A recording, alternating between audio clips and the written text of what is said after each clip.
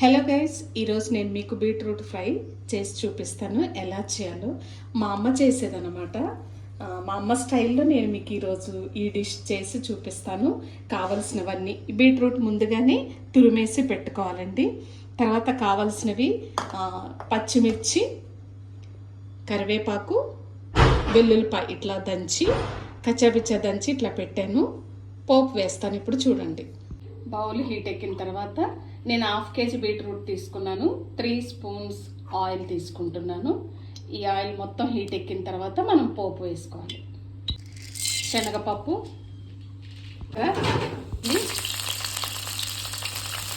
వెల్లుల్లి రెబ్బలు,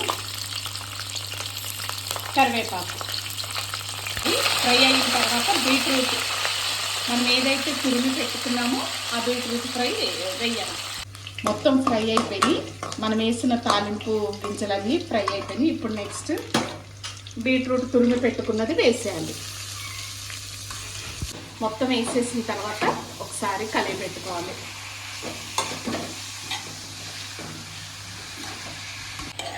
మొత్తం తిప్పుకోవాలండి. మీడియం స్టవ్ ఫ్లేమ్ మీడియంలో పెట్టుకోవాలి.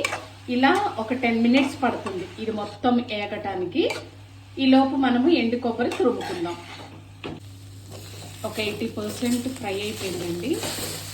ఇప్పుడు పసుపు వేసుకుందాము. పసుపు తర్వాత కావాల్సినంత సాల్ట్.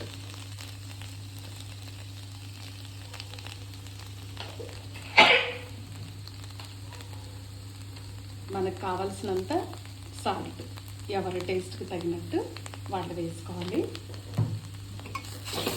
ఒక 2-3 minutes మళ్ళీ ఫ్రై చేయాలి ఇవన్నీ కలిపి.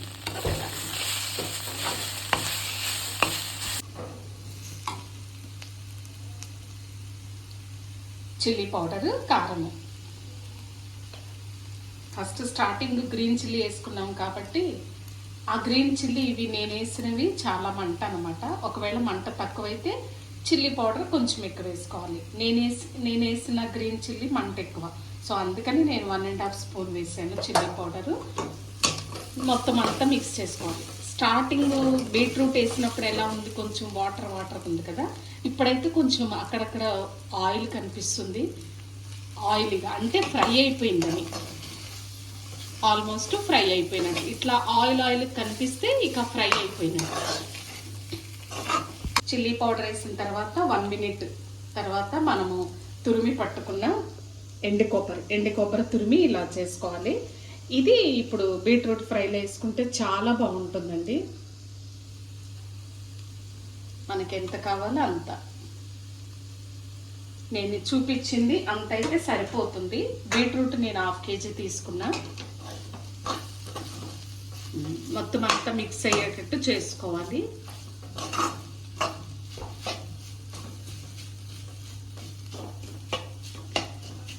ఒక 1 minute ఇలా ఉంచేస్తే సెట్ అయిపోతుంది అన్నమాట. ఇది బీట్రూట్ మామూలుగా బీట్రూట్ తినాలంటే కొంచెం ఒగరగా ఉంటుంది కాబట్టి తినలేము. ఏదో ఒక పీస్ తీసుకుంటాము. అప్పుడప్పుడు సలాడ్ కింద పెడుతూ ఉంటారు కదా, ఒక పీస్ తినగలుగుతాము. మొత్తం ఎక్కువ తినాలంటే తినలేము. అదే ఇలా మనం ఎండు కొబ్బరి వేసి ఇది ఫ్రై చేస్తే పిల్లలకి నచ్చుతుంది, మనకు కూడా చాలా బాగుంటుంది. ఏదైనా పప్పులోకి లేకపోతే ఇలా డైరెక్ట్గా చపాతీలోకి కూడా బాగుంటుందండి.